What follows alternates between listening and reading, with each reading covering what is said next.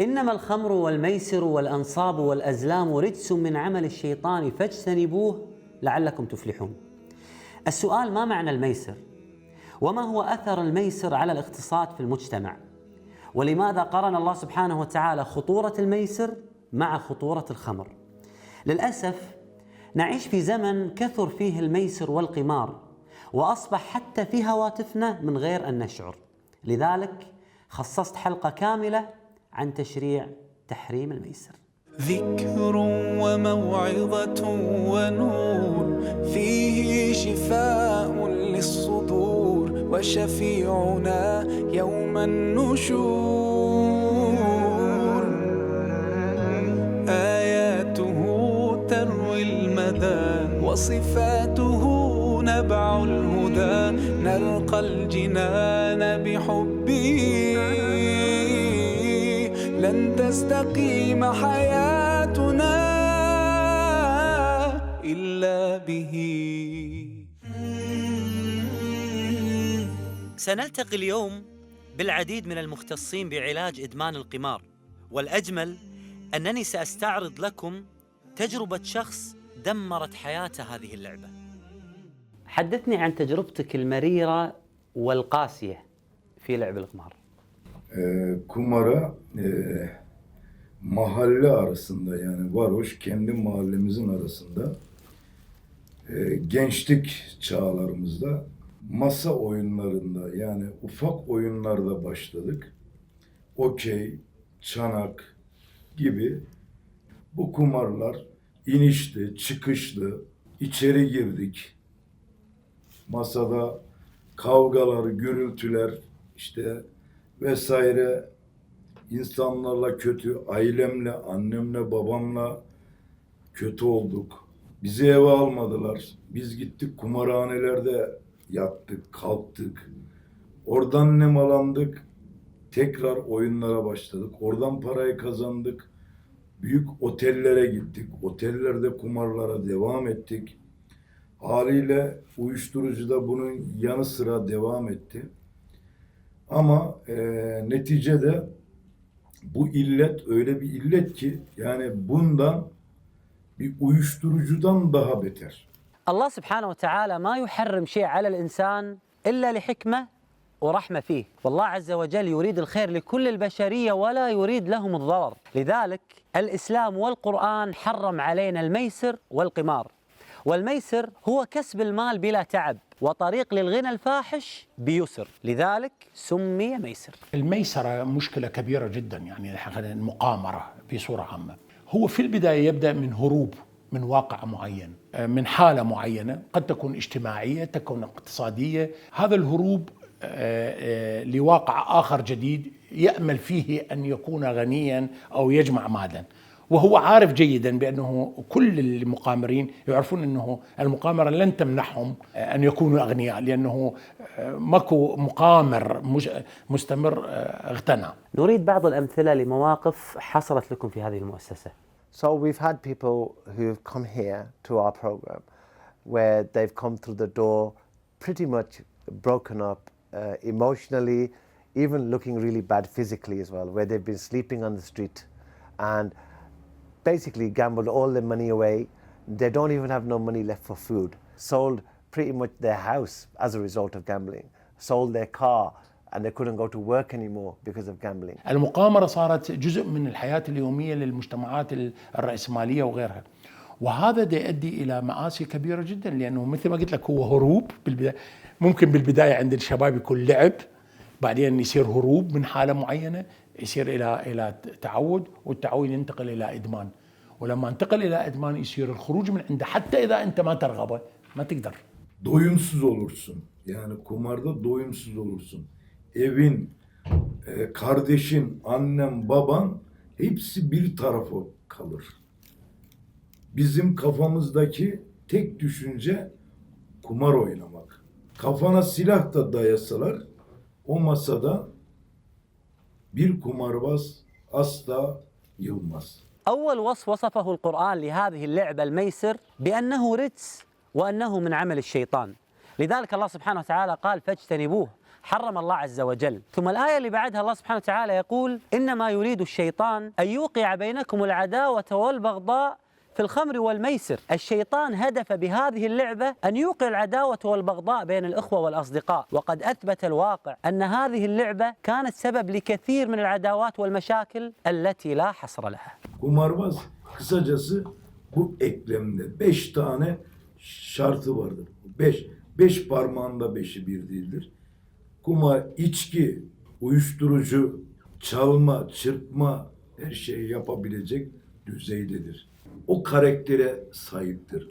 Onurunu, şerefini masada bırakabilir. يصبح عنده كآبة، يصبح عنده قلق، يصبح عنده شك. إنسان عنده يعني صعوبات في نفسية في التكيف مع الأسرة، التكيف مع المجتمع الصغير المحيط به. اللي حاصل اليوم أغلب الحالات اللي تشوف فيها جرائم تصير لما أنا أشعر كمتعاطي لقضية القمار أن رفيجي هذا كسب علي بلحظة، يكون مرات الانتقام منه أو أني أحبل له بشيء. بالأمس فقط كان عندي أسرة سعودية، ابنهم بدأ بالقمار وبدأ يسرق يعني أشياء من البيت عشان يبيعها عشان يحصل على الفلوس اللازمة للقمار. يعني ما هي المشاكل التي تحصل للمقامرين الذين يخوضون في هذا المجال؟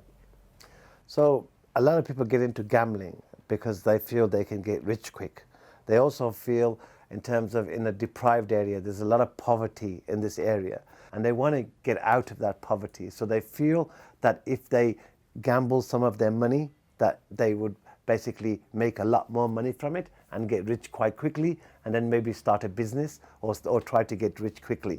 And that is basically a hook, and what it does, it just keeps them coming back for more and more. في عندنا بالعيادة مالتي شفنا حالات مرضية، هذا الإنسان يستلم من الضمان الاجتماعي راتب أولاده حتى يشتري لهم حاجيات وكذا للعيد أو غيرها، ويستلم من الضمان الاجتماعي هاي المساعدات الاجتماعية حتى يعيش يقوت عائلته. هو يروح بنفس اليوم اللي يستلمه يروح يلعب بقمار ويخلوا أولاده بدون أحذية أو بدون ملابس وبدون هذا. فهذا عملية إدمان أصبحت تؤدي بالنهاية إلى انهيار ليس للإنسان فقط وإنما انهيار للعائلة، للقيم الاجتماعية. أخطر ما في قضية القمار أن اليوم الجمعية الأمريكية لعلم النفس تصنفها كأحد أنواع الإدمان.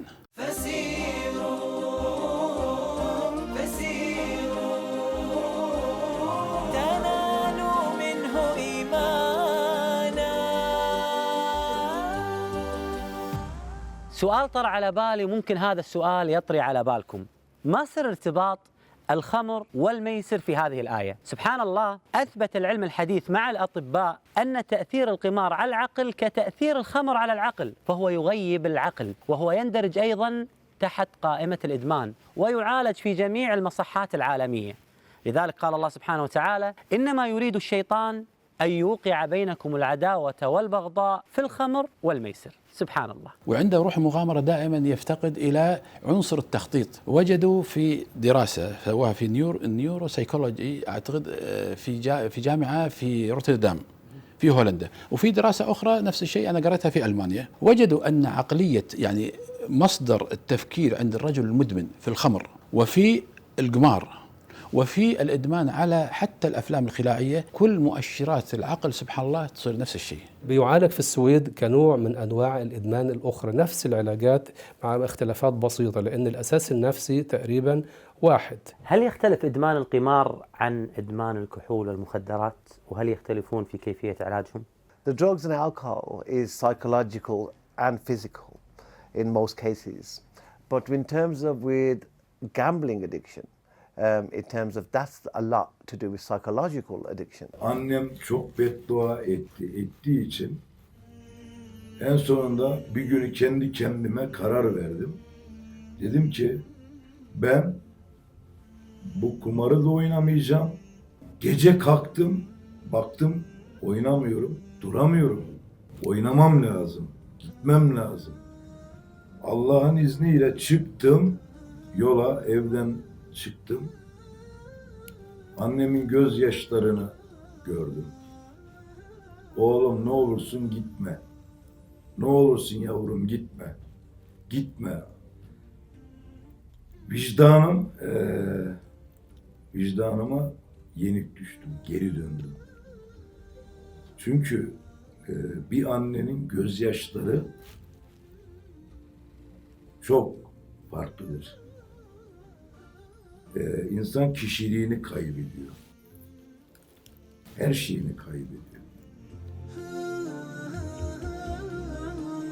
اليوم أنا أعرف أن هناك خطوط ساخنة تساعد الزوجات وتساعد الأزواج اللي وقعوا في هذه المصيبة، والأولاد يتصلون على رقم ساخن، رقم مباشر، في كندا، في أمريكا، في أستراليا. هل لديكم في هذه المؤسسة قصص نجاح في علاج بعض مدمني القمار؟ In gambling, we've had numerous success stories where we've had a husband basically stealing all the money from the house, even selling the family gold.